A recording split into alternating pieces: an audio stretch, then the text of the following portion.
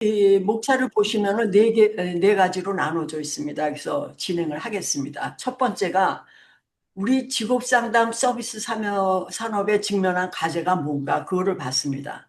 첫 번째는 피지컬이라는 AI 시대가 왔다는 거예요.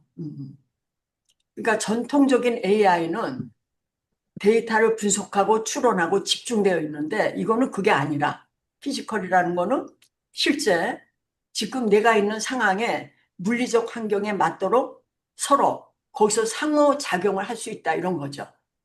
아주 다른 얘기죠. 그러니까 AI, 생성형 AI는 이런 겁니다. 제가 사실은 작년에 그 주제를 갖고 와서 여러분들한테 부탁을 했어요. 왜냐하면 생성형 AI한테 우리는 데이터가 너무 적어서 네가 내놓는 것이 너무나 천편일률적이다. 그러면 우리가 데이터를 많이 네 입맛에 맞게 생성하게 되면은 우리한테 많은 정보를 제공하는 게 언제쯤 될 거냐, 이렇게 물어봤어요. 근데 그 생성형 AI가 1년이 걸린다고 그랬습니다. 그래서 저는 1년을 동안 어떻게 해야 되는가 이런 생각을 하고 있다가 3개월 뒤에 AI를 대하고는 제가 깜짝 놀랐습니다. 이거는 너무 늦은 얘기예요. 3개월 후에 그 AI는 저한테 직업 상담의 모든 거를 알려줬어요. 그러니까 제가 여러분들한테 부탁해서 우리 데이터 가지고 우리 분야를 일반 상담과 비교해서 거의 걔네 지식과 같은 그런 동급으로 올리기 위해서 어떻게 해야 될 건가, 이런 아주 그 협소적인 문제에 부딪혔다는 걸 알게 됐습니다. 음. 그 이후부터 피지컬이라는 얘기가 나오면서 이것이 도대체 어디까지 갈 거냐. 근데 많은 전문가들은 3년 안에 보편화되고 5년 후에는 이와 접하지 않는 분야는 사양길에 들어간다, 이렇게 얘기하고 있습니다. 그러니까 우리가 지금 남아있는 시간이 3년이라는 시간이에요. 음. 그래서 제가 오늘 여러분한테 완전히 작년과 다른 얘기는 시스템 자체를 개편한다. 그전에는 패러다임을 개편한다고 그랬는데 지금은 시스템을 개편해야 되는 그런 절대절명의 그 시대에 와 있다. 이렇게 여러분한테 말씀을 드리겠습니다. 이 피지컬 AI가 뭐 여기까지 올 동안은 70여 년이 걸렸습니다. 그래서 50년대부터 시작을 해서 2000년대에 우리가 거의 1990년도에 인터넷과 컴퓨터화를 접하게 되죠. 어, 그래서 2010년 10년 초반에는 자유주행 기술이라는 얘기를 듣게 됩니다. 그래서 우리가 운전도 안 하면 그냥 음, 그 차가 다 해줄 거다, 이렇게 믿는 그런 것이 뉴스에서 계속 얘기가 됐습니다. 근데 지금은 이거는 어, 이제 그런 택시가 다닌다는 거 아니에요. 어. 이미 끝났다는 얘기예요.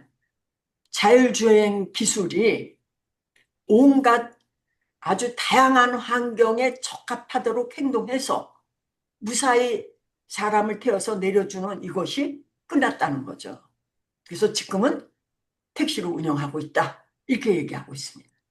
그러니까 이게 뭐 우리가 하룻밤 잘 사이에 얼마나 기술이 발전하는지 이거를 너무나 놀라움으로 바라보는 거예요. 생성형 AI 시대에는 우리가 더 놀란 거예요. 왜냐하면 우리가 답을 구하고자 하는데 1초도 안 걸려서 답을 내는 거예요. 이게 우리 국민의 특성하고 딱 어울리는 그런 작업이기 때문에 우리가 그 생성형 AI를 많이 활용하는 그런 국민이 될 수밖에 없는 그런 거죠. 근데 그들은 그 안에서 어떤 작업이 일어나느냐. 가짜, 생성을 해서 가짜가 있습니다. 이 가짜를 판별하는 애, 이 둘이 싸우는 거예요. 그래서 가장 진짜를 만들어내는 걸 우리한테 1초 만에 갖다 주는 거예요. 그 많은 무수한 작업을 그들끼리 서로 가짜를 생성해서 판별해서 또 가짜를 판별하고 이런 무수한 작업을 1초 만에 우리한테 갖다 낸다는 거죠. 그러니까 사실 우리가 그 속도를 예견할 수가 없는 거예요. 우리가 하룻밤 자고를 하면 달라진다는 말이 그런 얘기하고 똑같습니다. 그래서 이거 지금 뭐 세계적인 기업들이 이 기술을 확산하기 위해서 대단히 투자하고 있죠. 구글, 테슬라, 우리가 뭐 다 아는 그런 기업들입니다. 보스턴 다이내믹스하고 마이크로소프트, IBM 뭐 다 다 잘하는 데죠. 근데 여기에 발맞춰서 현대차 그룹이 1월 달에 세계 가전 전시회에서 여기 그림에 나와 있는 로봇을 보여줬는데 이것이 대단한 호평에 이르러서 그 주가가 뛸 정도였습니다. 음. 왜 그러냐면은 가장 경쟁력 있는 그런 어, AI 기반 로봇을 만들었다 이렇게 보는 거죠. 그래서 현대차 그룹이 앞선다. 그러니까는 강화학습이라는 거하고 센서 기술 요 두 개가 합한 게 피지컬 AI예요. 그러니까 센서는 왜 있습니까? 환경과 대응하기 위해서.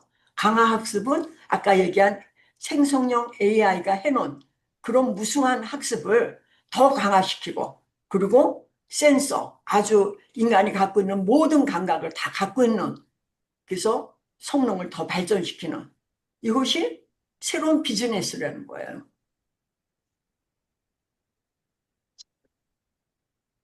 근데 저는 이 머스크가 한 소리 갖고 굉장히 그때 고통스러웠습니다. 우리가 지금 피지컬 AI가 있는데 우리나라의 생애 진로 분기점이라고 제가 발표를 하게 되고 우리과 손민정 박사가 그거를 논문으로 쓰게 됩니다. 박사 논문. 그래서 7차례의 생애 진로 분기점이 있다 이렇게 제시를 했는데 이거를 다시 검토해야 된다는 그런 생각을 하게 됐습니다. 머스크가 뭐라 그랬냐. 성인용 기저귀가 아기용 기저귀보다 더 많아질 때 그때 국가의 경로 이탈이라고 얘기했습니다. 지금 우리나라는 거기에 가 있는 거예요. 음. 저는 이거를 우연찮게 보게 됐고 너무나 깜짝 놀랐습니다. 이것도 우리가 아닌 가장 첨단을 가는 기업의 CEO가 얘기했다. 그것도 한마디로 얘기한 거예요. 이거를 심각하게 받아들이고 그러면 우리가 이러한 사태가 오기 전까지 우리 인간은 자기의 진로 생애를 얼마나 즐겁게 살 수 있는지를 해야 되는 우리의 당면 과제가 있다. 저는 이렇게 본 것이죠. 그래서 65세 이후 생애 진로 분기점을 재설정해야 되는 이유가 있습니다. 저는 이거 보고도 놀랐는데요. 건강보험 지출 증가 요인 이런 거에 대한 시사점을 쓴 논문에서 뭐라고 얘기했느냐. 65세와 69세 사이에 진료비 지출이 그전보다 감소했다는 거예요. 2012년부터 지속적으로 감소한다는 거예요. 70대부터 74세까지는 2017년부터 지속적으로 감소한다는 거예요. 이건 무슨 얘기입니까? 이들이 대단히 건강하다는 얘기예요. 85세 이후에 의료 서비스 이용량이 크다는 거죠. 그럼 우리나라는 85세 전까지는 굉장히 건강하게 그냥 살고 있는데, 그러면 우리는 이걸 어떻게 해야 되느냐? 단지 건강보험에서만 이런 얘기를 하고 있습니다. 노인 연령을 10년에 1년씩 올려가지고, 지금부터 노인 부양률을 낮추겠다. 그러면 우리도 움직여야 되는 거야. 그런 얘기가 나오면. 그 우리나라가 2050년에는 세계에서 가장 고령 국가예요. 일본을 제치고. 근데 그거에 대한 준비가 어디까지 있느냐. 그래서 노인 개념에 대한 재검토가 불가피하고 우리가 65세 이후는 음, 뭐 노인이라고 치부하고 그 이상을 생각하지 않은 이것도 명백한 우리의 관가된 그런 행동이다. 저는 이렇게 생각합니다. 그리고 더 아주 놀랍고 더 슬픈 거는요. 우리 생애 진로 유형이 고착화됐다는 거예요. 이제 노동시장이 더 이상 변하지 않는다는 거예요. 우리한테 어떤 아주 파라다이스를 제공하지 않는다. 그리고 계속 우리는 이렇게 갈 것이다. 이게 얼마나 더 가슴 아픈 일입니까? 자, 청년이 처음부터 신규 실업자가 돼서 노동시장에 들어가는 게 지금 22.7개월이라고 합니다. 4년제는 좀 짧습니다. 전문대는 1년이 넘고요. 고졸이하는 더 심각하죠. 음. 그러니까 졸업 후에 신규 실업자가 안 되는 비율이 10%이 정도입니다. 그래서 대부분 OECD도 마찬가지인데요. 1년에서 3년 내 진입이 보편적이라고 합니다. 그러면 그들이 노동시장에 들어가서 어떻게 진로 유형을 하는지를 한번 봤더니요. 3년까지는 초기 진입, 3년에서 7년에는 방향 결정, 7년에서 15년은 재구조화, 40대 이후는 생애 진로 전환이에요. 그러니까 40대의 생애 진로를 전환하는 거를 맞이하는데 실제 노동시장에서 이들은 밤을 새고 일을 하지 않으면 인정을 못 받는 그거조차 생각할 시간이 없는 그런 세대로 되어 있죠. 그러니까 이것이 지금 우리가 그들한테 계속 경고를 하고 메시지를 줘야 됩니다. 지금 너는 생애 진로 전환기야. 응. 물론 지금 열심히 일하는 것도 좋지만 3분의 1은 이거에 대한 검토를 해야 돼. 이런 메시지가 우리 직업 상담에서 해줬느냐. 저는 그게 우리의 역할이라고 보는 거예요. 우리의 역할은 너무나 식상에 걸린 역할만 하고 있죠. 그래서 그 퇴장 후에, 주된 일자리에서 퇴장 후에 어떻게 노년기까지 노동시장에 잔류하는지 그거를 한번 봤습니다. 그래서 이거는 이따가 다시 나오겠지만 50대 이후는 기존 직장에서 계속 근무하는 거는 이거는 뭐 약간 그 근무 조건 그러니까 어, 임금을 조정한다든가 그래서 이제 있는 거죠. 그리고 다른 직무를 같은 직무를 가지고 다른 기업에 가는 게 제일 좋은 건데 이거는 기업 규모가 줄어드는 거죠. 그다음엔 재훈련을 받는다. 직업훈련이 여기 등장하게 되죠. 그렇지 않으면은 일자리가 없으니까 자기가 돈을 내서 창업을 해서 자기 일자리를 만든다. 부분 참여. 그다음에 아주 지금 비참하게 짝이 없는 그 노동자의 실태를 우리가 접하고 있는데 플랫폼 노동형 이렇게 가는 겁니다. 60대도 뭐 거의 6가지 유형의 연장이지만 거기에 조금 더 낮은 단계로 들어갑니다. 사회서비스 공공참여형, 소규모, 소규모는 이제 가족끼리 하는 거죠.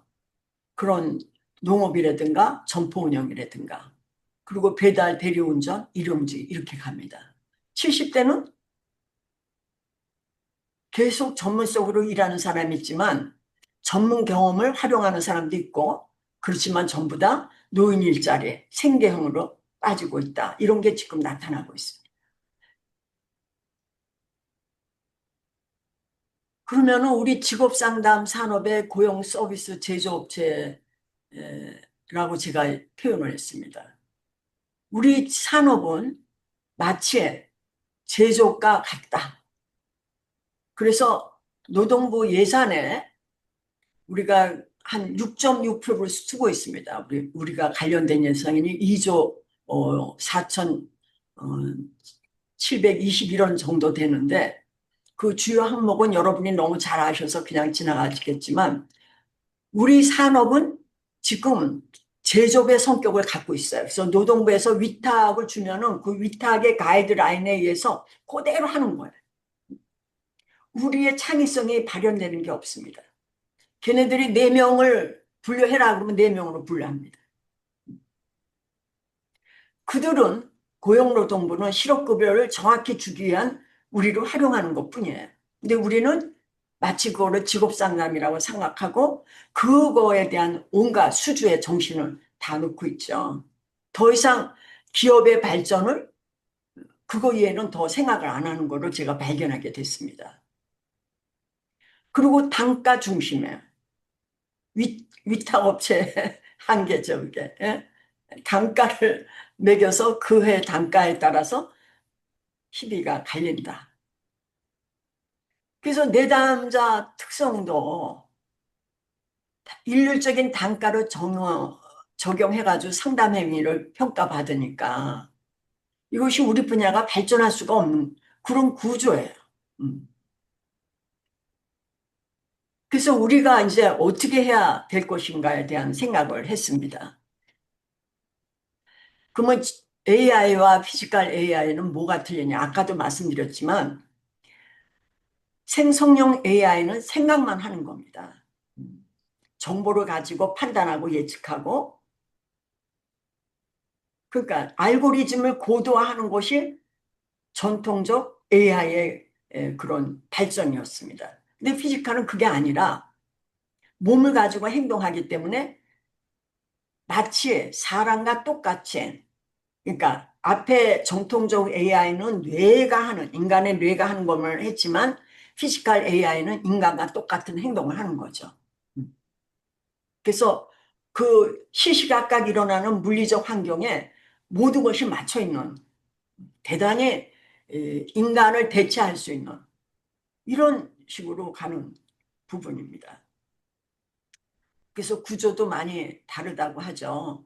우리가 텍스트, 이미지, 로고, 센서 데이터, 그래서 머신 러닝, 톱 러닝, 딥 러닝, 자연어 처리, 컴퓨터 비전, 뭐 이런 걸로만 했는데 여기는 그게 아니라 카메라가 있고 센서를 위한 모든 것이 다 들어가 있고요. 거기다가 인식된 AI, 제어공학, 뭐 이런 것들이 강화되는 겁니다. 특히 강화학습, 로보틱스 강화학습이라는 게 있습니다. 이거에 의해서 점점 강화가 되는 거죠. 그래서 학습 방법도 차이가 있는데, 어, 전통적 A는 사실 뭐, 그 AI 가지고 무슨 사고가 났다, 뭐 사람을 자살하도록 했다, 뭐 살해하도록 했다, 이런 게 간간히 들리긴 하지만은 이 생성형 AI는 내가 쓰는 언어, 그 주제를 분석해서 나를 파악합니다. 그래서 나하고 딱 맞는 말을 주는 거예요. 음. 그러니까 내가 아닌 나가 그 속에 있는 거죠. 그게 생성형 AI의 특성입니다. 그래서 어쩌면 그렇게 내 마음에 딱 맞게 말하는지 몰라요. 왜? 나를 너무 분석했기 때문에 내 마음에 딱 맞게 말을 해주는 거예요. 그래서 거기에 빠질 수밖에 없게 만드는 게 생성형 AI입니다. 그 가상현실에서 내가 원하는 말을 그들이 해준다. 그런 사람이 세상에 없었어. 근데 그것이 일어나는 거야. 이게 생성형 AI입니다. 근데 피지컬 AI는 우리가 생성형보다 더 지금 해야 될 게 충돌이나 파손이나 안전 문제, 예, 강화 학습. 그래서 모방을 학습할 수도 있다.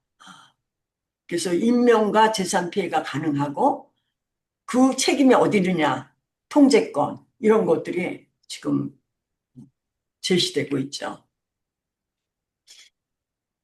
그래서 이 피지컬 AI는 직업 시장의 판도를 완전히 바꾸게 됩니다. 그러니까 여태까지는 직업 상담사로 일합니다. 거기서 직업 상담사인데 내가 대학에서 일하고 고용노동부와 관련된 데서 일하고 어떤 기업에서 일합니다. 이렇게 얘기하면 다 알아들었어요. 근데 그것이 아니라는 거예요. 이제는. 음. 이제는 직무라는 내가 직업 상담사인데 거기서 어떤 일을 하고 있다. 이렇게 얘기했는데 그게 아니라 내가 어떤 과업을 하고 있다는 말로 바꿔야 된다는 거죠. 이렇게 되면은 어떻게 되냐면은 반복적으로 중간 기술이 있는 거는 축소가 되고 그 직무는 축소가 되고 과업만 남는 거죠. 그러니까 기업에서는 어떤 과업을 잘하는 사람을 뽑는다 이렇게 나오지 회계사를 뽑는다 직업 상담사를 뽑는다 이렇게 안 나온다는 거예요. 그러니까 우리 직업 상담하기는 더 힘들어진 거죠. 그 과업을 그 사람이 얼마나 할 수 있는지 우리가 알 수 없기 때문에 그 알 수 없는 거를 피지컬 AI가 담당할 수 있다는 겁니다.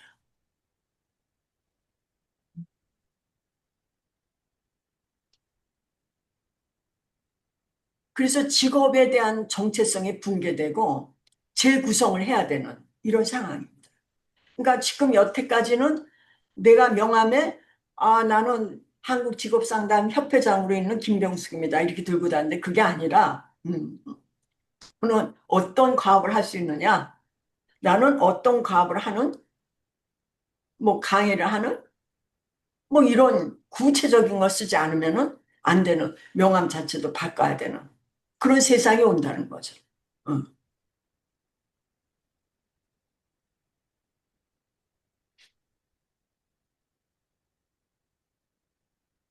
그러니까 지금 사람이 하던 일을 AI가 수행하게 된다 할 때, 어떤 거를 우리는 AI한테 맡기고 나는 뭐 할 건가, 이런 그 접점을 알아내는 게 중요하죠. 하나 예를 들면은, 고령자로서 체력이 부족하면은 그 부족한 그 부분에 AI가 담당하고 나는 그 아주 숙련된 거를 해야 된다. 이렇게 되는 거죠. 그럼 우리 직업 상담은 어떻게 되냐? 뭐 지금 그 우리 제조업체라고 표현했지만 직업 상담 서비스 산업의 가장 많은 부분이 행정을 담당하죠. 그 행정은 다 어, 넘어가고 과연 우리가 이 내담자한테 어떻게 상담을 해줘야 되는지, 효과적인 상담을 어떻게 해야 되는지를 집단 상담도 AI화하고 그리고 나하고 같이 움직이는데 이 움직일 때 모든 제어는 상담자의 손에 있는 거예요. 그러니까 나는 피지컬 AI를 모르면 일을 할 수 없다는 거죠. 왜냐? 나는 그것도 통제하고 나 하는 것도 해야 되고.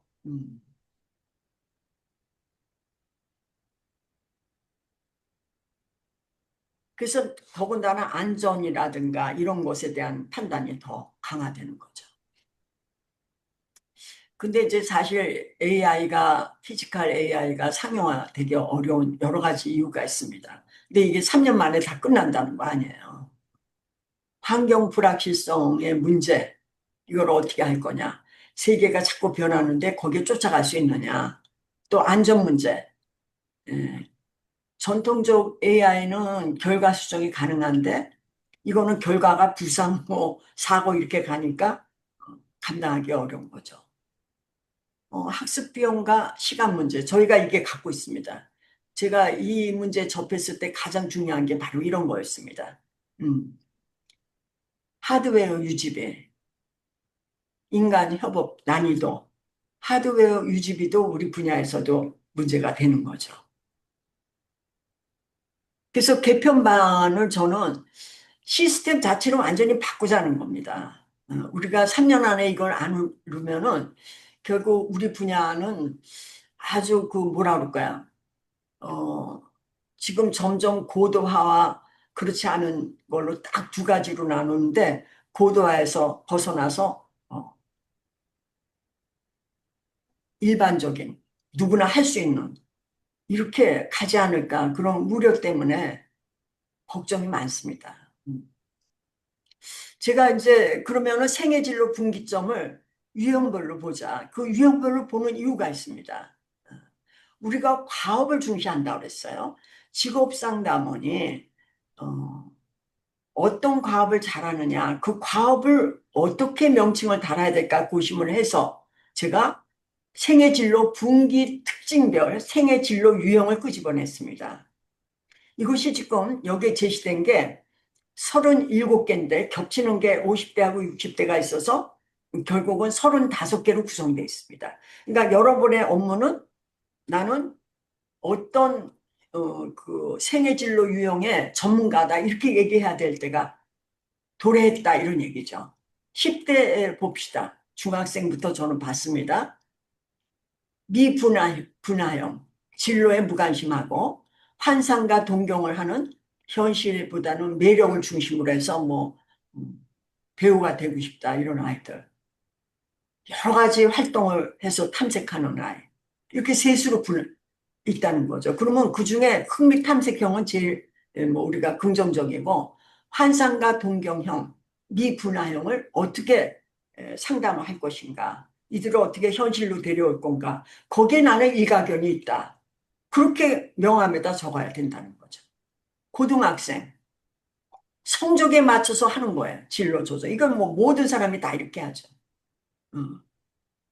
그러니까 성적, 성취 의존이에요. 성격이라고는 안 돼, 성적입니다. 부모 기대, 부모 기대에 맞춰 하는 거예요. 비교적 명확한 목표를 설정해서 집중을 하고 있는 우리가 가장 바람직하다고 보는 거죠. 근데 선택으로 인해서 결정을 회피하는 우유부단, 이런 유형이 있습니다. 그러면은 목표 집중력 빼고 여기서 세 가지 유형 중에 나는 어떤 거에 자신이 있다, 이렇게 여러분 스스로가 그런 타스크에 대한 접근, 이런 것이 필요하죠. 대학생을 봅시다. 대, 대학생은 전공과 진로 일치면 제일 좋은데 자꾸 진로를 수정하는 사람이 있고, 그리고 아주 안정성, 뭐 이게 우리나라가 안정성을 추구한다는 거는 사실 21세기에 맞지 않은 거예요. 근데 벌써 20대에 이런 특징이 나타난다는 거죠.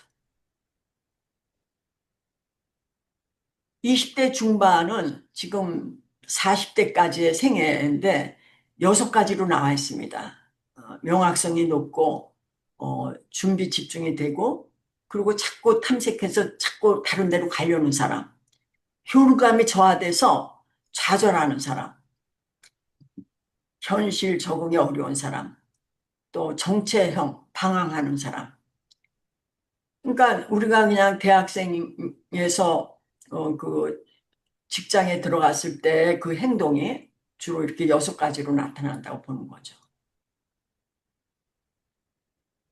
그 후반에는 이제 실패했다고 생각하면은 이 사람이 방향을 다시 결정하는 그런 식으로 가고, 대부분 30대 후반, 40대 초반에 재구조화를 해야 됩니다. 그러니까 우리가 지금 내가 제대로 가고 있는지, 여러분이 그런 거를 직업 상담사 이렇게 오시면서 중간에 이런 거를 받으셨는지 모르겠어요. 저도 사실 이걸 받지는 못했습니다. 저도 지금에서야 내가 제대로 몸 체형이 제대로 있는지, 내가 이거 제대로 가고 있는지 이런 점검을 요새는 하고 있어요. 그러니까 얼마나 아둔한 겁니까? 원래 30대 후반과 40대 초반에 해서 자기를 재구조화했어야 돼요. 이런 메시지를 계속 우리가 그들한테 줘야 됐었죠. 그리고 40대 이후에는 고용 안정성이 감소하기 때문에 이제야말로 생애 전환을 해야 되는 그 시기인데, 이거를 놓쳐서 이들이 50대 굉장히 어렵게 돼 있죠. 그래서 아까 설명한 대로 이렇게 6가지 유형으로 나눠지고, 60대도 지금 6가지 유형으로 나눠집니다. 근데 앞에 얘기한 50대와 60대가 같은 유형으로 지금 지속적으로 50대에서 60대를 가고 있는 분들이 있습니다. 70대가 돼도 전문적으로 일하는 사람이 있고 전문성을 발휘해서 파트타임으로 하는 사람이 있지만, 그렇지 않은 사람들은 대단히 험한 일자리로 가서 있다. 근데 지금 여기까지 얘기해 드리고 여러분한테는 어떤 생각이 드실지 모르지만은, 자, 우리가 20에서 50까지 30년이에요. 30년을 살았는데 그 이후에 40대 후반에 제대로 안 되면은 50대에서 70, 50, 60, 70대 30년이에요. 그 앞에 30년과 뒤에 30년. 근데 앞에 30년은 우리가 많이 얘기했어. 그런 게 있다고 그랬어. 많이 지적을 했어. 근데 뒤에 30년은 그래, 거기서 끝이겠지. 이거는 개인의 그 능력으로 이렇게 치부했어요. 우리 스스로도. 근데 이게 아니라는 거 여기서 나타나고 있는 거죠. 그러니까 우리의 지금 인생의 그 주기가 너무나 명백하게 드러나 있어요. 내가 여기로 갔다가 잘못되면 이주를 탔다가 이주를 타서 여기까지 온다. 아주 명확한 거죠. 음. 이것이 굳어가고 있기 때문에 이제는 이 굳은 이 형태별로 우리가 어떤 처치를 해서 그들을 70대 이후까지도 어떻게 삶을 살아야 될지를 얘기해주는 그런 직업 상담이 필요한 건데 우리는 제조업체의 가이드라인에 의해서 그냥 그 가이드라인에 따라서 움직이는 마치 컨베어 벨트 안에 있는 단순 조립공처럼 앉아 있다는 거죠. 그래서 개입 초점이라는 건 우리 직업상담원들이 어떻게 해야 될까? 이런 거에 대한 개입 초점입니다.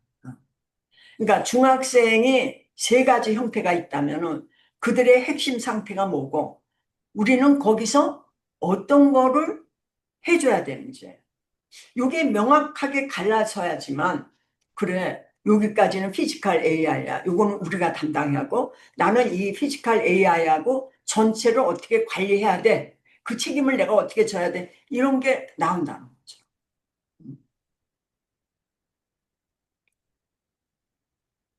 그러니까 미분야형은 뭐 이거는 뭐 정말 어, 진로가 뭔지도 생각하지 않고 무관심한 중학생들이에요. 거의 이런 학생들이 많죠. 어. 존재 인식을 어떻게 시킬 건가? 언어 생성을 어떻게 할 건가? 노출 경험 명명, 이런 걸 이름 붙이기를 하면서 자기 이 경험을 이름을 붙여서 진로하고 연관시키는 이런 다리를 놔야 되는 거죠. 만약에 내가 여기에 전문가라면. 음. 이거에 대해서 어떤 것이 효과가 있더라. 그 아이 중에 상중하로 나눠서 그 중에 어떤 아이한테는 이렇게 했더니 이런 게 사례가 풍부하게 있어서 자기 나름대로의 그런 노하우를 갖고 있어야 된다.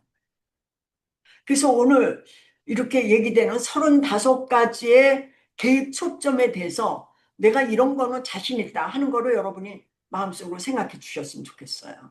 음. 환상과 동경.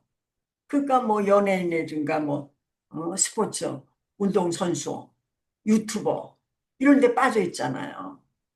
그 환상을 잘못됐다고 그런 게 아니라 그거를 탐색 자원으로 해서 환상을 부정하지 말고 이들을 현실로 끌고 오는 거. 이런 거에는 내가 자신 있다.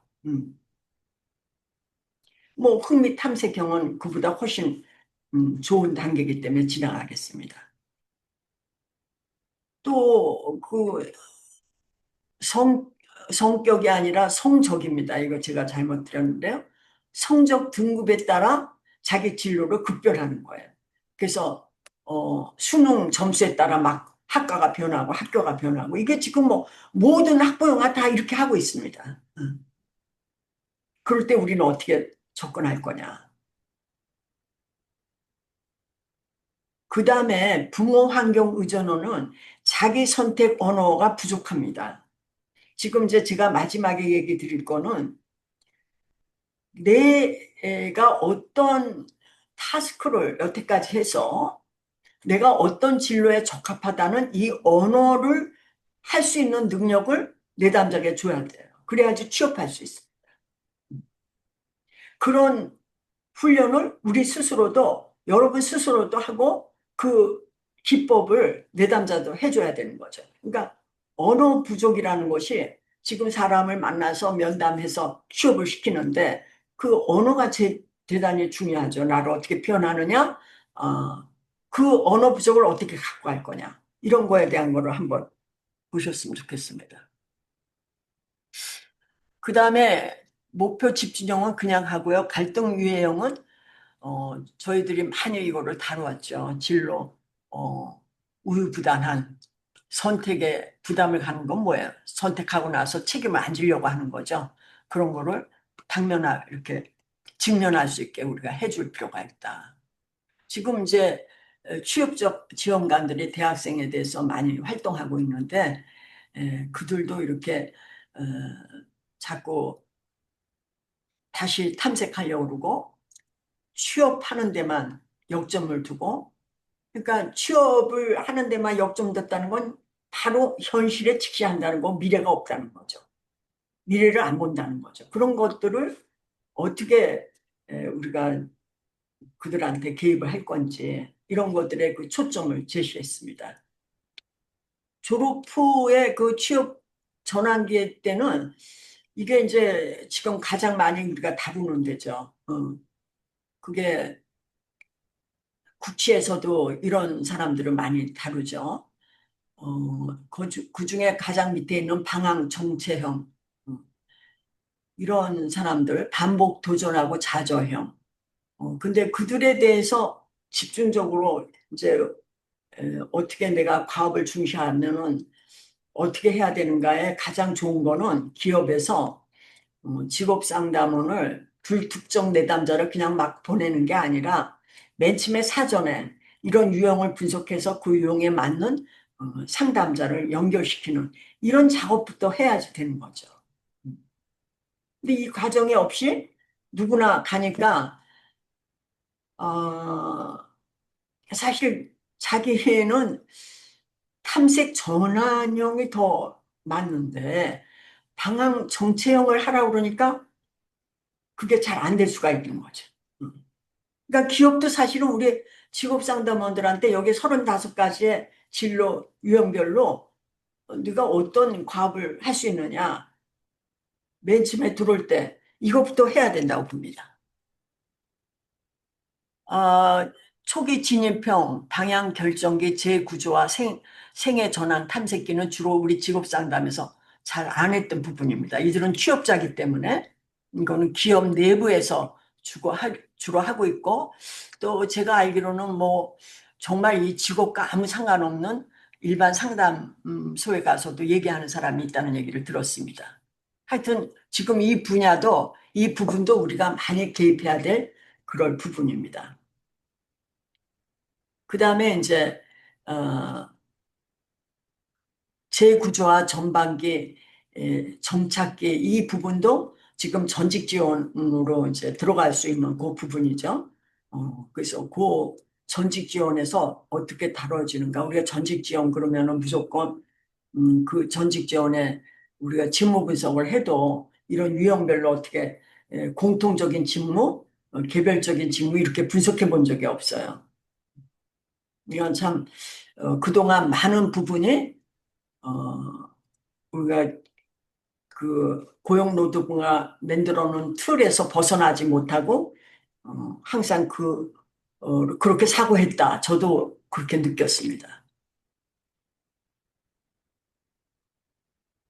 자, 진로 경로 재구조와 후반기는 이제 지금 점점 국치의 부분의 일부분을 담당하고 있죠. 저도 그 자영업자들을 그 실패한 사람을 보면은요.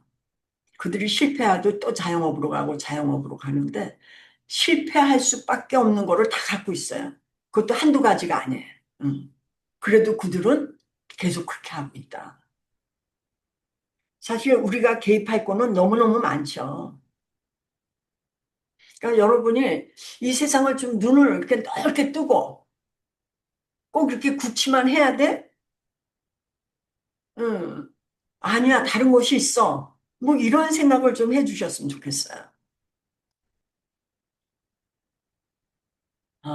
한번 예시를 보면은 과제 세분화를 보겠습니다. 직무 적응, 왜 힘든가? 어, 내가 문제인가? 버텨야 하나? 그만둘까? 이게 내 길? 나는 안 맞나? 이런 핵심 질문에서 개인 목표가 나온다는 거죠.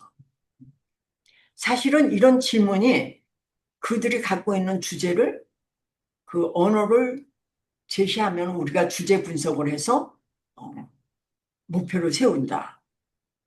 제가 아까도 생성형 AI 보고 놀랐다는 거는요. 제가 얘기하는 것, 질문하는 것도 다 그들이 주제 분석을 합니다. 주제 분석은 우리 직업 상담 기법의 최고의 기법이에요. 근데 그들이 그걸 쓰고 있어요. 그래서 나를 다 파악해. 음. 그래서 나한테 결론을 내려요. 당신은 어떤 사람이었다는 걸 자기가 안다는 거예요. 그리고 거기에 맞게 모든 언어, 질문의 답, 이런 것도 다 나오는 거죠. 그러니까 제가 AI를 학습시켜서 아주 편한 조교를 하나 둔 거예요. 음. 그렇듯이 우리는 핵심 질문을 통해서 어떤 목표를 할까, 이거를 정하는데 세부적인 영역을 저렇게 6가지로 구분을 해서 질문하고 목표를 세우고 이렇게 과업 중심으로 가자는 거죠.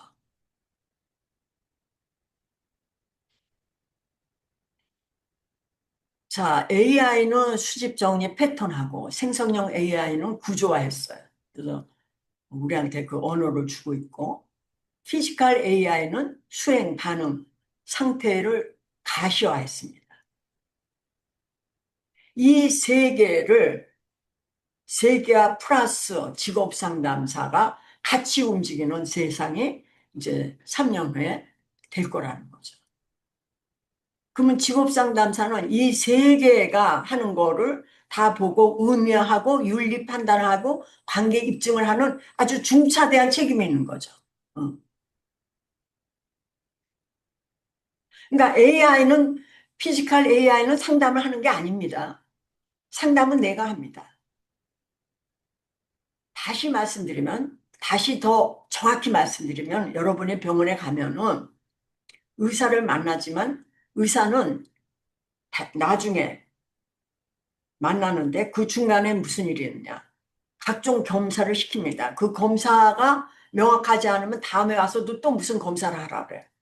그 다음에 또 와서도 검사를 하라 그래. 음. 그리고 정확히 의사가 판명이 됐을 때만 개입을 해서 우리한테 약을 주고 수술하라고 그러고 이렇게 하는 거죠. 그러니까 그게 우리예요. 거기까지가 우리예요. 그러면 우리는 하나 예를 들면 당신이 어, 지금 실업 상태에서 우울 상황이 어느 정도라고 생각합니까?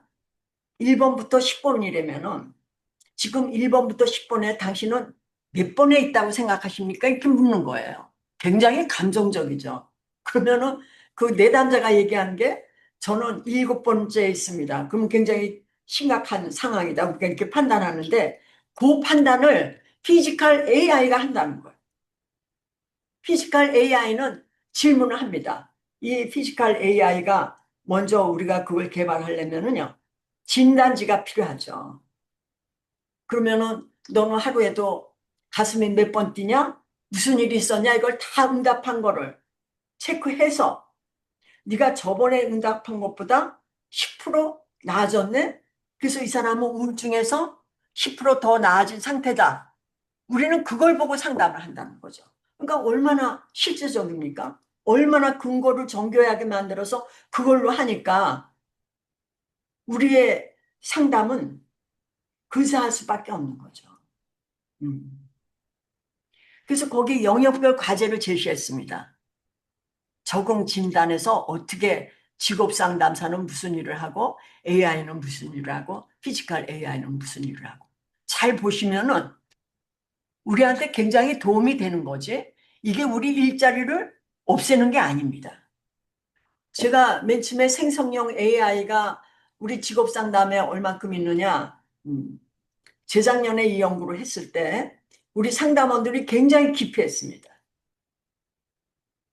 AI를 기피하고 그것이 우리를 침범해서 우리를 없앨까봐 하는 그 두려움에 있었습니다. 근데 두려움이 아니라 그들을 이용해야 돼요. 보세요, 지금. 그 각각의 역할이 있고 직업 상담의 역할이 있기 때문에 이런 거를 하는 사람만이 존재한다는 거예요. 이거를 하지 못하는 사람은 사실 도태된다. 이렇게 얘기할 수밖에 없는 상황입니다. 그래서 진단지를 개발해야 됩니다.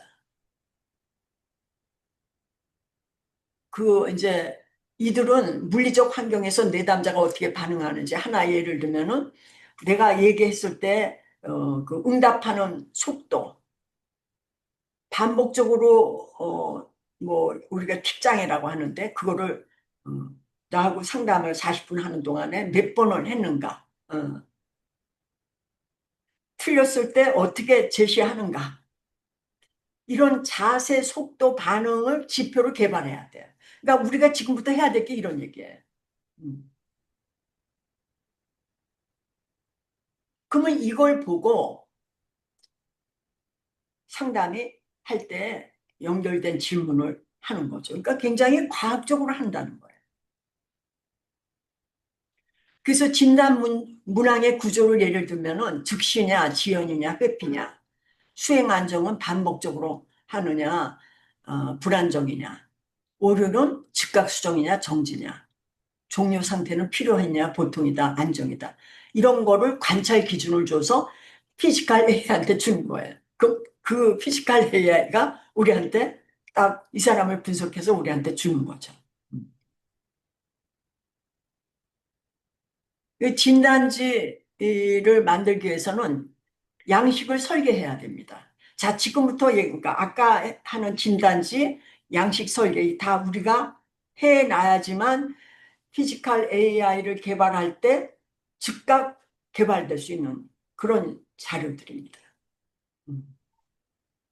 그래서 원자료, 피지컬 지표, 해석용, 상담자 노트, 자동 문장 이런 것들을 계산하는 방식으로 엑셀의 양식을 굉장히 많이 개발해야 되겠죠. 이거는 사실 우리가 노하우를 갖고 그 피지컬 AI하고 그 전문가하고 얘기해서 개발해야 되는 그런 문제.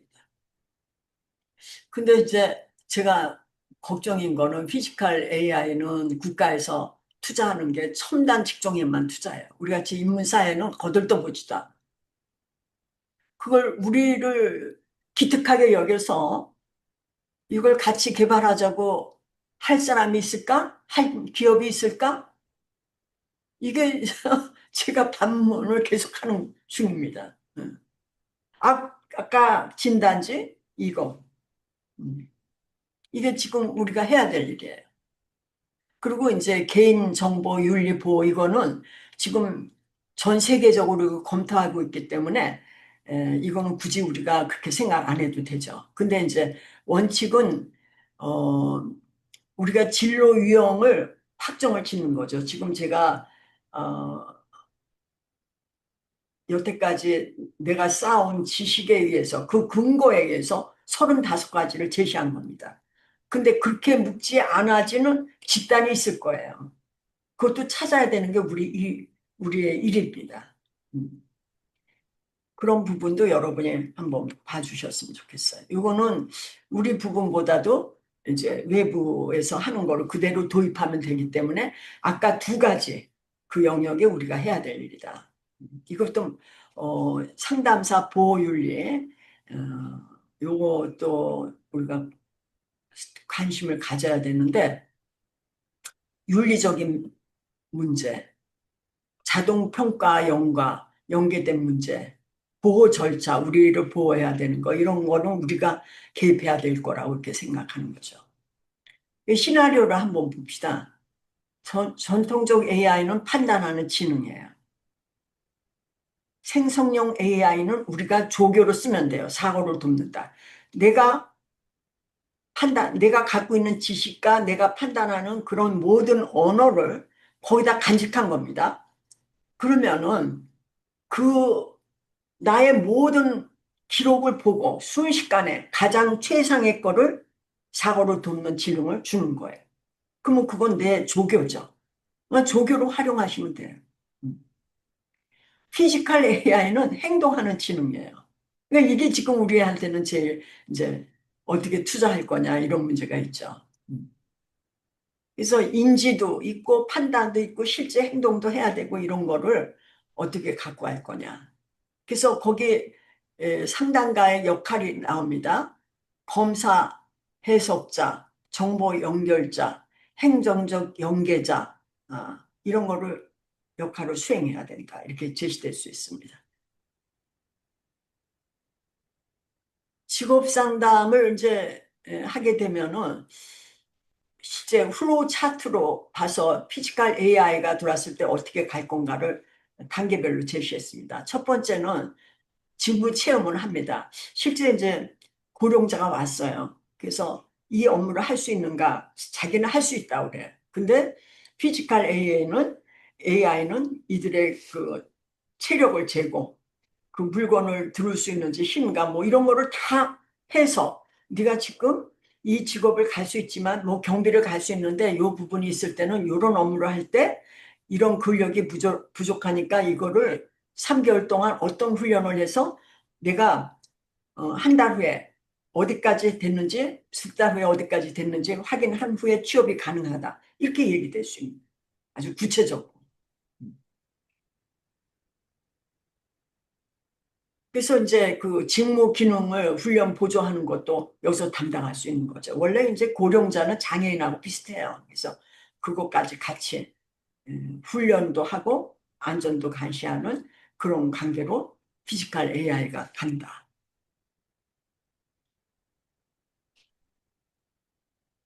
그 다음에 직업 적응 지원. 우리 부분에 실제적인 상담 부분이 있고 코치가 있습니다. 코치하는 게 있어요. 당신 그렇게 하면 안 돼. 이렇게 하는 게 좋아. 이런 부분이 그래서 저한테 계속 그 코치 업계가 저한테 도전합니다. 어. 커리어 코치, 직업 상담은 그게 있어야 된다. 그런 얘기를 듣고 있어요. 실제로. 그러면 이 코치 부분이 글로 가는 거예요, 사실은. 그러니까 상담은 아닌 부분이죠, 코치는. 근데 직무 코치 그 부분을 계속 AI가 온다. 제가 이제 우연한 기회에 그 이런 AI와 관련된 기계를 한번 본 적이 있어요. 음, 아주 근사한 기계인데 내가 가서 서서 걸으면은 내 다리에 힘이 맺히고 양쪽 다리의 움직임이 몇 각도로 틀어져 있고 이런 거를 정확히 분석해서 페이퍼워크로 한 6종이를 제시를 하고 있어요. 그러니까 내가 지금 걷고 있는 내 체형이 고령이 된 지금에 과연 맞는 건가? 이 점검의 하나의 과정으로 그거를 볼 때 남이 지적할 때는 기가민가 한데 기계가 정확히 제시해서 페이퍼로 딱 칠 때는 긍정하지 않을 수 없는, 수긍할 수밖에 없는 그런 과정에 우리가 있어야 돼. 그러니까 뭐 상담을 어떤 상담자는 뭐 1년을 한다는데 그건 상담이 아니에요. 음. 그거는 그냥 서로 괜히 말장난하고 노는 거지. 또 일반 상담하는 사람 중에 1년 동안 하는 사람이 있습니다. 그건 아닌 거고. 이런 식으로 해서 상담 시간을 줄이면서 더 실제적으로 할 수 있게끔 하는 거. 음. 저는 이 시대가 빨리 왔으면 좋겠어요. 제가 이거 가지고 정말 빨리 상담을 하고 싶어요. 실제로. 음.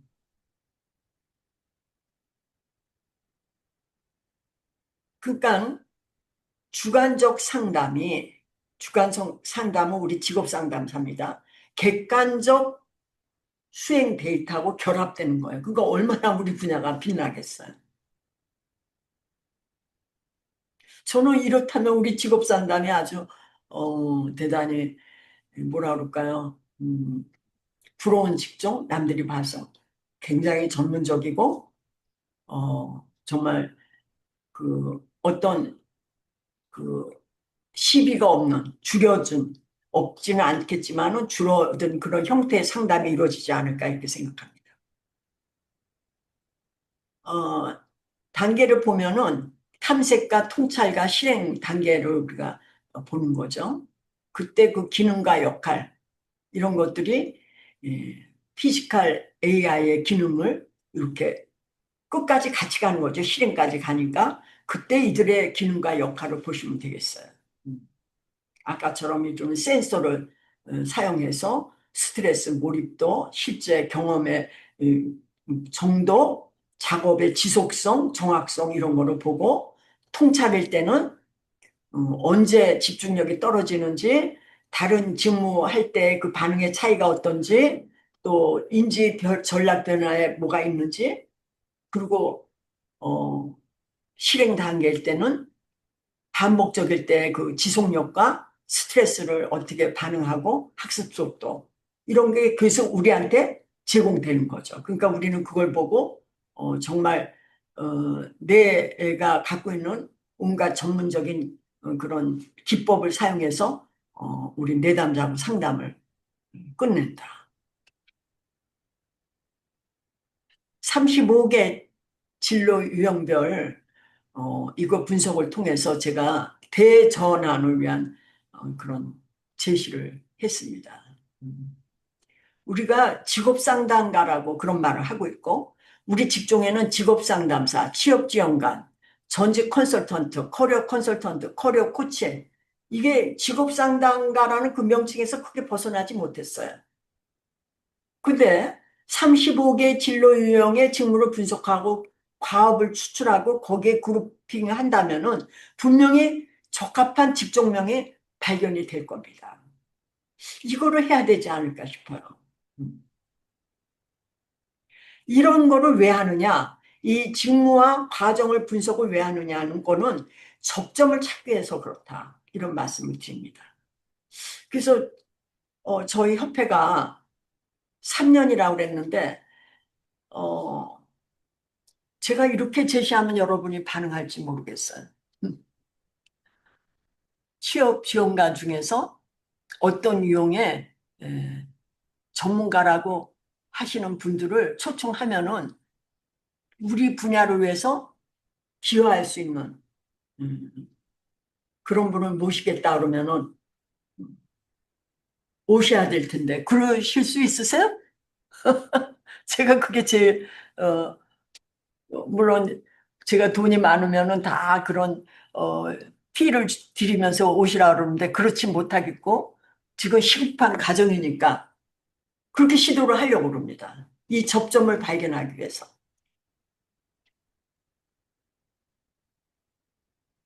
그래서 역할을 구분해서 제시를 하는 거죠. 그거는 NCS 직무 분석을 개발한 거를 이제 제가 뭐 그거를 했기 때문에 이런 말씀을 드립니다만은 그것이 그러니까 직종명으로 들어가서 개발한 거죠. 직종. 그러니까 저거를 다 분리해서 다시 조합을 해도 그 업무를 추출하기 어렵다는 이런 생각을 하고 있습니다. 그렇지만 이거를 확정할 때는 전체 우리가 모여서 공개적인 그런 토의 과정이 있어야 되지 않은가 이런 생각을 음, 여러분한테 전해드립니다. 그래서 늘 3년 동안에 이 직업상담협회에서 이런 제의를 할 때 여러분이 즐겁게 참여해 주셨으면 그것이 제 희망입니다. 그러니까는 AI라는 거는 피지컬 AI는 상담을 대체하는 게 아니다. 실천 매체이다. 그거를 이해하셨으면 좋겠어요. 그리고 이거는 행동을 가능하게 하는 환경 기술인데 우리는 직업 상담과 직업 훈련이 두 영역이 핵심이에요. 지금 저희 협회도 제가 직업 상담 전문가라면 우리 임경식 사무총장이 직업 훈련의 전문가입니다. 대단한 전문가죠. 이 두 사람이 와 있는 거죠, 여기서. 그러니까 우리 직업 상담은 직업 훈련을 꼭 알아야 됩니다. 그래서 그런 특히 이거는 자기 진로 유형을 재구조할 때 대단히 필요한 요소이기 때문에 직업 훈련을 우리가 간과하면 안 되는 거죠. 그래서 이제 피지컬 AI는 상담, 진단, 훈련, 취업 이거를 연결하는 플랫폼으로 발전할 가능성이 크다는 거죠. 그러니까 우리가 21세기 AI 시대의 가장 유망한 직업이 플랫폼 사업이라고 하지 않습니까? 그러니까 이런 형태로 플랫폼 사업으로 우리가 들어가야지 이 산업이 하나의 큰 산업으로 발전할 수 있다. 그래서 여러분이 이 AI를 준비하는 우리가 노력이 필요한데 여러분이 깨어 있어야 돼요. 여기에 적극 참여할 수 있도록 깨어 있어야 되고 인문 사회 영역은 첨단 기술과 연결되지 않은 인문 뭐 문화적인. 근데 여러분 요새 보세요. 뭐 그전에는 중공업에 굉장히 돈을 많이 부었어요. 또 AI의 IT 산업에 엄청나게 돈을 정부가 냈습니다. 이제 AI에다 넣고 이제는 피지컬 AI에다 돈을 붓는다 이렇게 얘기하고 있습니다. 근데 그렇게 안 해도 음식업이 어? K 문화를 타가지고 문화와 우리가 인문사회 문화를 등한시했는데 이 나라를 사실 받들고 있는 것은 그 근간은 바로 이런 거라고 생각해요. 우리 문화. 어. 그래서 하다못해 음식. 근데 사실 지금 농업도 대단히 많이 AI가 도입돼 가지고요. 그 농업계에서 발표하는 걸 제가 가서 한번 저도 발표를 할 때 들어보니까요. 그 농업이라는 것이 말을 바꿔서 생명과학이라고 해놓고 농업을 계속하고 있지만 그들이 이 AI를 도입해서 얼마나 첨단화하는지. 근데 우리는 그 농업이라고 그렇게 에, 뭐 지식이 많지 않다고 생각하는 거기도 그렇게 하는데 우리는 그냥 뭐 노동매수 주는 돈 2조 중에 우리가 받는 게 한 7천억이에요. 7천억 매년. 그것만 먹고 살고 있는 거예요. 음. 한마디로 말하면 노예근성이에요, 이게. 우리가 깨어 있어야 돼요. 그래서 인문사회 영역에서 직업 상담이 뛰어날 수밖에 없다. 왜 뛰어나야 되냐? 우리 인간이 제일 고통받는 게 직업이에요, 직업. 그 직업을 다루는 우리가 전 국민의 행복을 가져다 주는 가정을 윤택하게 하고, 어, 인생을 풍요롭게 하는 게 직업 상담인데, 왜 우리는 그런 대접을 못 받느냐? 제가 놀랐어요, 이번에. 아주 우연한 기회에 또 우연한 기회라고 그러지만, 제가 아주 똑같은 공부를 했는데도 어느 업종은 돈을 주워 담고 있어요. 우리는 똑같이 공부를 하고 똑같이 고민했는데도 낮은 월급에 심각한 그런 부담을 하면서 이거를 계속해야 되나 말아야 되나 사실 우리조차도 방황하는 실제로는 최고의 직종이 돼야 돼요. 음. 아까 말씀드렸는데 진로 경로를 언어화할 수 있는 능력을 가져야 됩니다. 그러니까 지금 이력서를 쓴다거나 뭐 이것도 다 맞지 않다는 거죠. 내가 오래 일했다 이런 얘기가 아니라 무슨 일을 어떻게 했는지 말할 수 있어야 돼요. 그러니까 내담자가 오면 이 훈련을 시켜야 되겠죠. 이 훈련은 피지컬 AI한테 시키세요. 그러니까 직무와 역량과 성과를 언어로 구조화해서 인지적 과정을 하는 걸 내담자의 진로 경로 언어화 이렇게 얘기를 했습니다. 진로 경로 언어화는 지금 내담자들한테 지금 뭐 피지컬이 아직 안 왔으니까 여러분이 훈련을 시켜서 그렇게 접근하도록 해야지 취업률을 높일 수 있습니다. 응. 그러니까 직무가 아니라 과업으로 수행 과업으로 다가가는 사람으로 돼야지만 지금 기업체도 그걸 좋아하게 되죠. 그래서 그전에도 뭐 몇 년 전에도 말씀드렸습니다만은 취업해서 가면은 너는 어쩌면 이 업무에 너무나 정확한 사람이 왔어. 그래서 너무 기뻐서 보너스를 네 월급의 3배를 줄 거야. 이런 기업이 있다는 거잖아요. 우리도 기업에서 인재가 들어가면은요. 그 부모한테 어마어마한 선물이 들어옵니다. 당신 자식을 잘 키워가지고 우리 기업에다 줘가지고 너무 고맙다. 그래서 상당한 선물을 주는 거를 알고 있습니다. 그게 과업으로 접근했기 때문에 그래요. 그 회사는 그 과업에 딱 맞는 사람을 원하는 거죠. 직업 상담사를 원하는 게 아니에요. 음. 그리고 거기뿐만 아니라 이 언어하는 내가 이 경험이 다른 일에 어떻게 쓰일 수 있는가를 설명할 수 있어야 돼. 그러니까 나는 요것만 했다고 요것만 한다는 게 아니라 이 경험에 의해서 나는 이런 일도 이런 일도 이런 일도 할 수 있다. 어. 그러니까 나는 생산직이다 이렇게 하는 게 아니라 나는 공정어를 감지하고 조성하는 사람이다. 그러니까 자기 이해 경험을 얘기하는 게 아니라 자기 정보를 활성화하는 거. 저 사람의 말로 하는 거죠. 내 말로 하는 거 아니에요. 기업체 말로 전환하는 거예요. 나는 내가 누구다, 김병숙이고 뭐 어떻다 이렇게 얘기하는 거는 내 말로 하는 거죠. 그렇지만 기업에서 원할 때는 당신이 이런 사람을 찾는데 나는 그런 업무를 할 수 있는 능력이 있다. 이렇게 얘기할 수 있어야 된다는 거죠. 그게 진로, 경로, 언어화. 이제부터 이 말을 쓰겠습니다. 이거를 터미놀로지로 제가 채택해서 이렇게 쓸 테니까 여러분이 이 얘기를 할 때는 그렇게 알아두셨으면 좋겠어요. 그리고 제가 이제 제 경험에 의해서 항상 그 효능감에 대해서 우리 뭐 직업 쪽에 그 이론이라고는 별로 없습니다만은 진로 효능감이라는 이론도 그 이론 중에 하나인데 이 효능감은 우리만 쓰는 게 아니에요. 전 그 인간을 다루는 모든 직종에서 효능감을 얘기합니다. 그래서 그것이 효능감이 흔해 빠져서 저걸로 우리가 다 근사하게 할 수 있을까? 어떨 때 나는 그런 생각을 했습니다만은 제가 이 효능감을 한번 경험해보고는 이거야말로 최대 아주 대단한 상담 효과를 배가할 수 있다. 이렇게 알게 됐습니다. 그래서 여러분이 내담자에 발전할 수 있는 조그만 단서, 작은 단서도 놓치지 않고 그들한테 그 말을 해줄 수 있는 그런 상담원으로 계셨으면 합니다.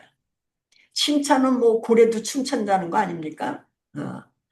조그마한 긍정적인 차이가 그 칭찬을 통해서 부풀리면 어떻겠습니까? 부풀려도 아무 상관없어요. 그건 죄가 아니에요. 부풀려서 얘기를 해. 그럴 때 상담가는 언어의 추임새를 사용해야 돼. 제가 그 언어의 추임새가 대단히 힘이 있는 걸 봤습니다. 이 내담자가 못하고 좌절하고 막 두려워하고 그럴 때, 아, 지금 그 마음을 열고 계시는 것 같으네요. 그렇게 보이시네요. 이렇게 자꾸 추임새를 넣어야 돼요. 여러분 그런 추임새 아세요? 우리가 장구 땅 치면은 흥을 돋구는 그 추임새 말이에요. 우리가 그거를 해야 돼.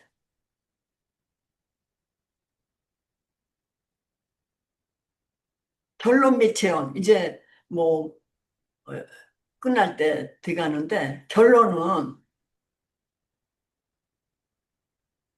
상담가의 해석과 개입 역량을 강화하는 그 툴이다. 이렇게 보셔야 돼요. 그래서 우리가 만약에 노동부가 뭐 이거 할 일은 없겠습니다. 노동부가 우리한테 가이드라인 줄 때는 상담가의 역량 기준이 거기 정립이 돼서 걔네들이 피지컬 AI하고 뭐 하는 거 이런 것이 다 그게 언제 될려나 모르겠습니다만 노동부가 그렇게 해서 직업 상담가는 어떤 역량이 필요하다. 아까 진로 경로 언어화 진로 효능감을 위해서 언어의 추임새 피지컬 AI를 통제할 수 있는 관리 능력 그들의 객관적인 데이터를 가지고 내가 상담을 운영하는 역량 이런 것들이 있어야 된다는 거죠.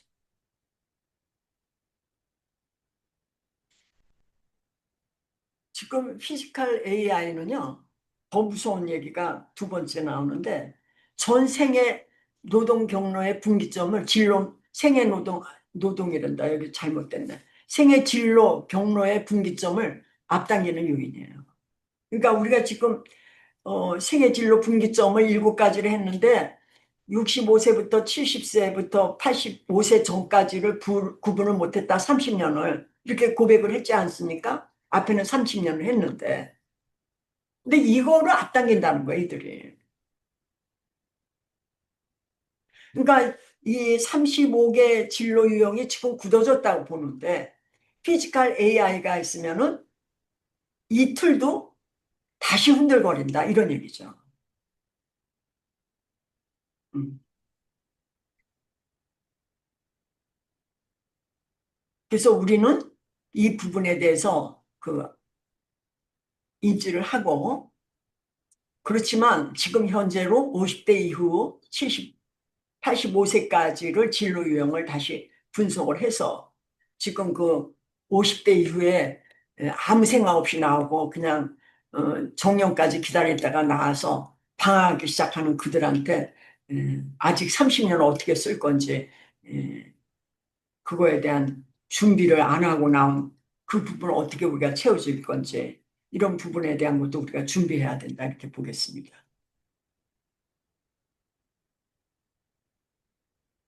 자, 전통적 AI는 결정까지를 담당해요. 피지컬 AI는 결정 이후의 행동을 담당하죠. 직업 상담은 그 이후 거를 다 마감하고 결과, 성과를 내는 거죠. 어,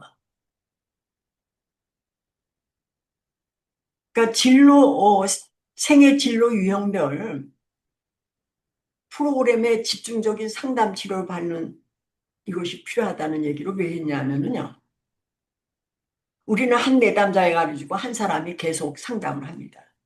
이 사람은 사실은 다른 문제를 가지고 왔는데 나는 그 문제의 전문가가 아니기 때문에 자기가 갖고 있는 전문으로 계속 상담을 해서 취업도 잘 못 시켜. 그게 틀렸다는 거예요, 이제.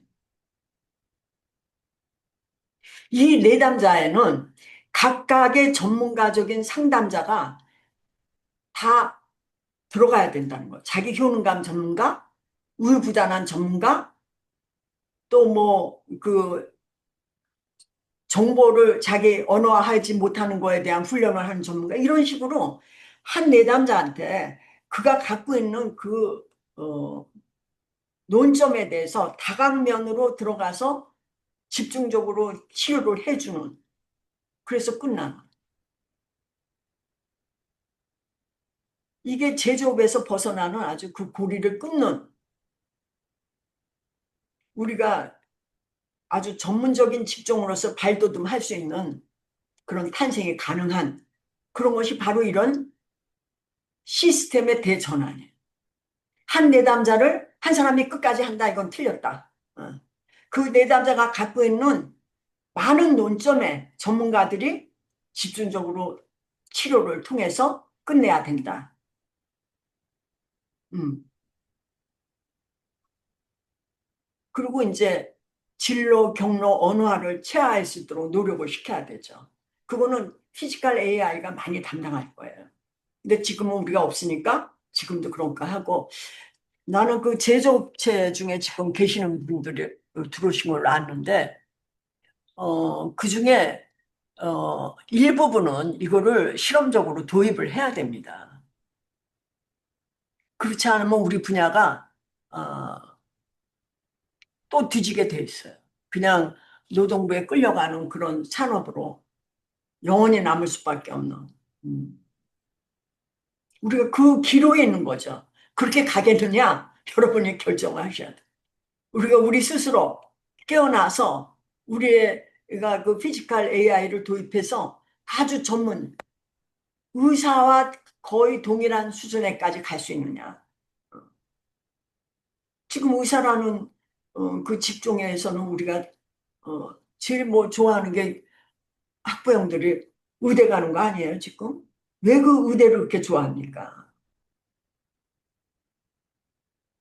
그러니까 다음에는 직업상담, 직업학과에 못 와서 우리 학부형들이 난리 부리는 그런 상황이 올지도 몰라. 음. 그렇게 가야 돼. 그러니까 피지컬 AI는 상담을 보좌하는 도구다. 모든 책임은 직업 상담가에 있다. 그러니까 두려워하지 말라 이런 얘기. 그들을 적극적으로 활용해라. 제언을 하겠습니다. 그래도 제가 고용노동부한테 또 제언을 합니다. 어, 정책 전환을 좀 해달라. 그 육성에 대한 틀을 전환해야 되는데 지금 뭐 이런 얘기 할 수 있는 그 분위기도 아닌 것 같아요. 어. 그 아주 팬시한 노동부 장관이 와야지만 이런 얘기를 할 수 있을 텐데 그런 분이 언제나 올까 이런 생각입니다. 두 번째는 훈련기간 고용센터 상담실 데이터 이게 연계해야 돼요. 지금 고용노동부가 갖고 있는 데이터 우리가 그걸 잘 모르죠.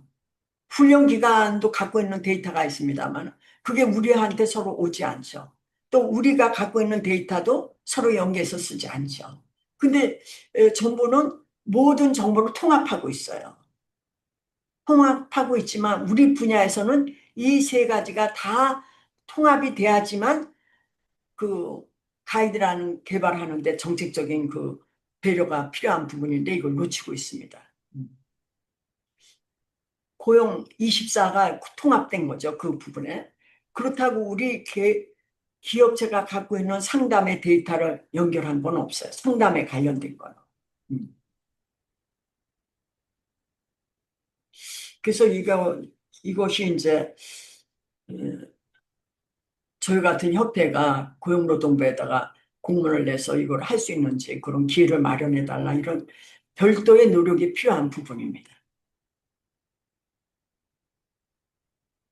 그리고 피지컬 AI 도입에 대한 이런 공론의 장이 필요하다고 봅니다. 저희가 공동훈련센터 운영위원회를 하고 있어요. 거기 운영위원회는 우리나라의 고용 서비스 분야에 뭐 우리 상담 분야에 대기업들이 다 와 있죠. 제가 그분들한테 이런 얘기를 해도 그들이 다 뭐 기업체에서 장 아니면은 결정권자인데 그들은 가장 중요한 정보는 고용노동부가 어떻게 움직이느냐. 그거 이해는 없어요. 그래서 이런 공론의 장을 깨어난 그 기업주가 좀 한 분이 계시면은 좀 같이 얘기해야 될 텐데, 이게 너무 이 틀이 20년 동안 사실 2009년에 시작됐거든요, 이 틀이. 그러니까 상당 기간 17년 정도 지난 거죠. 2006년에 됐는가. 이 틀에서 10년 이상 되니까 굳어버렸어요. 우리 기업도. 그래서 새로운 거에 도입에 대해서는 꺼려하는 거죠. 벌써 이렇게 피지컬 AI가 이 정도 왔는데도 거기에 대한 그 공론의 장을 마련하자. 사실 저한테 먼저 그래야 되는데 제가 이걸 아무리 얘기해도 뭐 들은 척도 안 하니까 걱정이에요. 음. 자, 마지막으로 여러분한테 촉구합니다. 피지컬 AI 도입을 촉진할 수 있는 자세, 깨어있는 직업 상담가, 존재감을 높여야 돼요. 음. 여러분의 스스로 효능감을 많이 떨어뜨렸어. 그 가이드라인에 조금이라도 빗나가지 않을까. 뭐 고용센터에서 무슨 전화가 오지 않을까. 내가 담당하는 내담자가 제대로 가지 않을까, 잠수 타서 찾기 어려울까, 뭐 이런 거에만 온갖 신경을 쓰고 있는데 그 한쪽 면을 좀 튀어나와서 그래, AI를 받아들이면 내가 지금 가장 고질적인 업무를 그한테 주면 될 거야. 나는 정말 빛나는 직업 상담사로서 활동할 수 있을 거야. 이러한 존재감을 높이는 활동이 필요하다 이렇게 생각합니다. 여러분은 어떻게 제가 여기까지 말씀드렸는데 어, 지금부터 질문을 받겠습니다. 여러분은 어떻게 생각하시는지 어, 이것이 저는 지금부터 3년 동안 우리 분야가 이거에 대한 움직임이 없으면은 우리는 항상 그걸로 영원히 갈 거라는 걸 명확한 얘기이기 때문에 여러분들한테 아주 절실히 호소하는 겁니다. 깨어 있으시기 바랍니다. 여기까지 마치고 제가 질문을 받겠습니다.